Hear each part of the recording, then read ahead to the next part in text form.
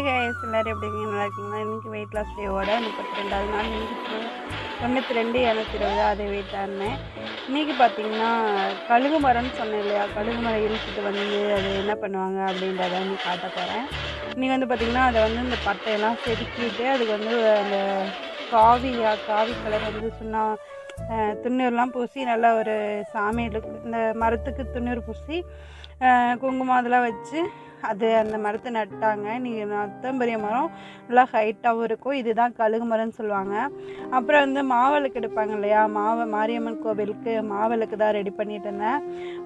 மாவுக்கு வந்து என் பிள்ளை வந்து என்ன பண்ணிட்டானா, நானே இடிச்சதை பார்த்துட்டு அதே மாதிரியே வச்சு நங்குன்னு குத்துனா பாருங்க. நானே ஆச்சரியப்பட்டேன், என்னடா அவள் இப்படி வேலை செய்கிறா, நமக்கு நல்லா ஹெல்ப் பண்ணுவா போல அப்படின்னு தான் யோசிச்சுட்டு இருந்தேன்.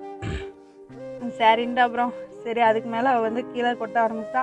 சரின்னு நானும் வாங்கிட்டேன். அப்புறம் வந்து பார்த்திங்கன்னா பச்சரிசி வந்து ஒரு மணி நேரம் ஊற வச்சுட்டேன். மாவுளுக்கு வந்து இப்படி, அதாவது மாவு உருண்டை பார்த்திங்களா, மாவு உருண்டை வந்து இந்த மாதிரி செஞ்சிங்கன்னா சூப்பராக இருக்கும். நட்ஸ் எல்லாம் போட்டிருக்கேன், ஸ்கிப் பண்ணாமல் பாருங்கள்.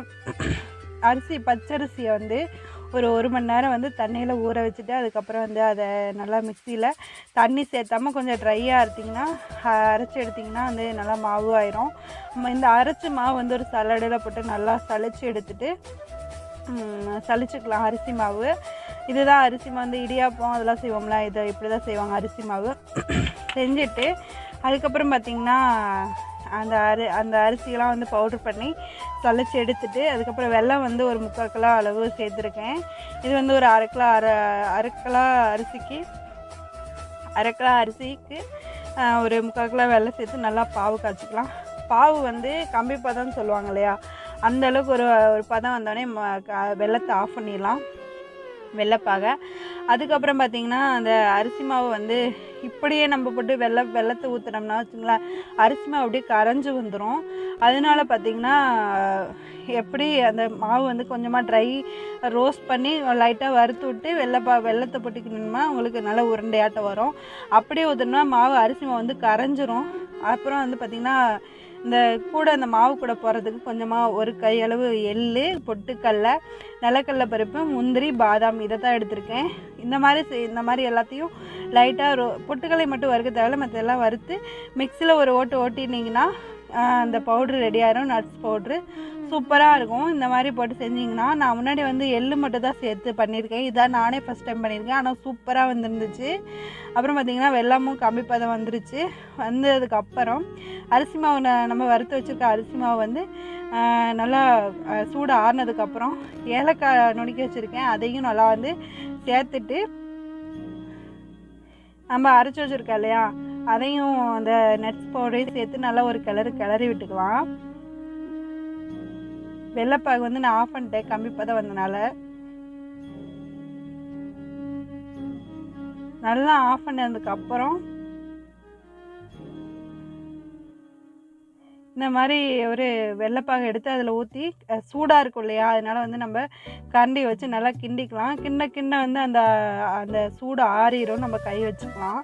அது வந்து நான் வந்து எடிட் பண்ணவே இல்லை, ஃபுல்லாக நான் செஞ்ச வீடியோ மட்டும் தான் நான் உங்களுக்கு போட்டிருக்கேன்.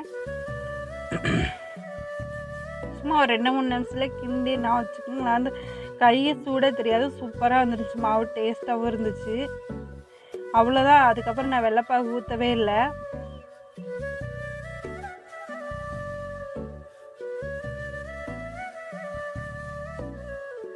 பார்த்திங்கன்னா சூடு ஆறிடுச்சு, கையில் தொடுற அளவுக்கு கொஞ்சம் சூடு இருந்துச்சு, அதனால் வந்து நான் கிளறிக்கிட்டேன்.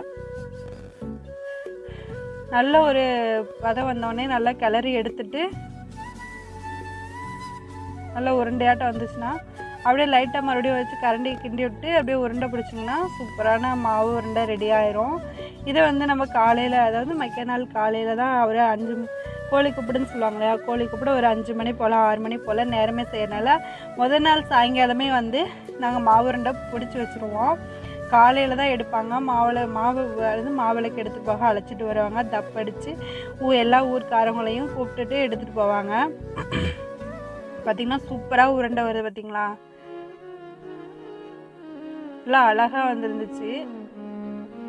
இந்த மாதிரி நீங்களும் உங்கள் ஊரில் வந்து இந்த மாதிரி செய்வீங்க அப்படின்னா எனக்கு ஒரு கமெண்ட் பண்ணிடுங்க. என்னோடய வீடியோ பிடிச்சிருந்தா லைக் பண்ணுங்கள், சப்ஸ்கிரைப் பண்ணுங்கள். எனக்கு ஒரு மோட்டிவேஷனாக இருக்கும். என்னோடய வெயிட் லாஸ் டேவும் இன்றைக்கி 32வது நாள் தாண்டிடுச்சு. வெயிட் வர வர குறைஞ்சிக்கிட்டே வருது. இதுவுமே எனக்கு ரொம்ப இன்ஸ்பிரேஷனாக இருக்குது. ஏன்னா வந்து வெயிட் ஏறுச்சுன்னா வச்சுங்களேன், எனக்கு வந்து மனசு கஷ்டமாக இருந்துங்க. அதுக்குனால தான் வந்து டெய்லியுமே வெயிட் செக் பண்ணுறது, எவ்வளோ குறைஞ்சிருக்கோம், எத்தனை கிராம் குறைஞ்சிருக்கோம் அப்படின்றத டெய்லியுமே செக் பண்ணிட்டு தான் இருக்கேன். நல்லா உருண்டை வந்துருச்சு. காலையில் ஒரு 5 மணி போல் எடுத்துட்டு